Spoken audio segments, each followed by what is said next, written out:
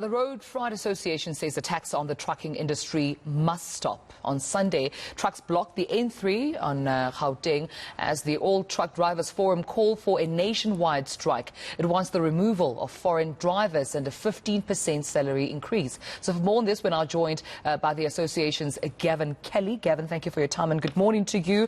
Let's talk the impact of the recent protests, particularly in the trucking industry, and what that's had on industry. Your view? Good morning to me and good morning to all your listeners on this slightly chilly morning. We've had a number of days of protests again, and this has been with us for the last 4 years at least, where this grouping called the ATDF has been protesting the employment of foreign drivers in the road freight sector. Now we've gone backwards and forwards. We've had ministerial task teams. We've had a number of proposals placed on the table to address this. And in our view, we could have addressed this 3 years ago, if not 4 years ago. This should not be with us. There's legislation that operators, employers, in other words, transporters, need to comply with, and those that are not complying with, we've said very, very clearly, deal with them. Close their businesses if they don't want to pay their tax, if they don't want to employ people, minimum rates in terms of the Labour Relations Act, if they don't want to play ball. So what has happened, that this grouping has now obviously gone out on protest, and thank goodness this time round, we haven't had any injuries or deaths to drivers. For that, we are very, very thankful. But what they have done is they have brought a fair amount of the logistics chain to a grinding halt, which means that once again, there are operators out there or transporters out there who can't move their goods, who stare penalties in the face, who might even now suddenly find they're no longer economically viable. And of course, the picture of South Africa to those who move goods through the country is one of instability. There's continuous protest, and they're going to start moving goods away from us to move them through other ports. So really, it is...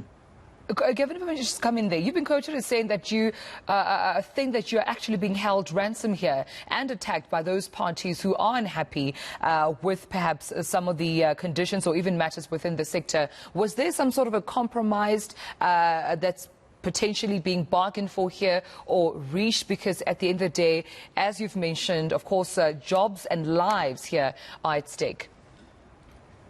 Look, what has happened is that when these protests occur, they affect the whole logistics chain. They don't just affect the non-compliant operators.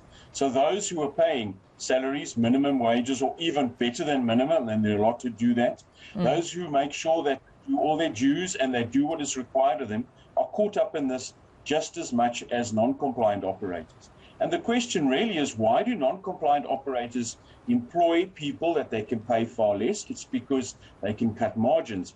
So that's how we get held to ransom, because our members who try and do the best they can cannot afford to live in this sort of an environment where they are constantly facing hurdles and they cannot move their goods and therefore get paid for this. There have been discussions. We have had a lot of interaction with the ATDF, and they have noted a couple of times that the RFA members, those who are compliant, are not the problem. It's being able to distill those out of this process so that they can move and freely. That's the problem.